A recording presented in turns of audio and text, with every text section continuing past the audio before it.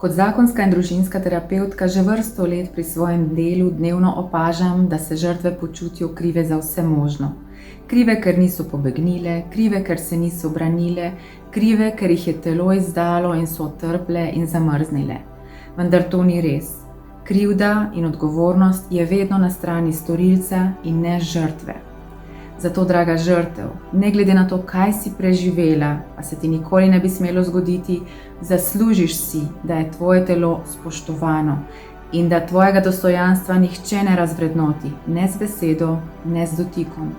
Tudi v spolnosti si zaslužiš, da ti je lepo, prijetno vznemirujoče in da se počutiš čisto, ne pa gnusno, umazano in ponižano in razvrednoteno do konca. Zato naj samo tvoj jasni in odločni ja pomeni zares ja.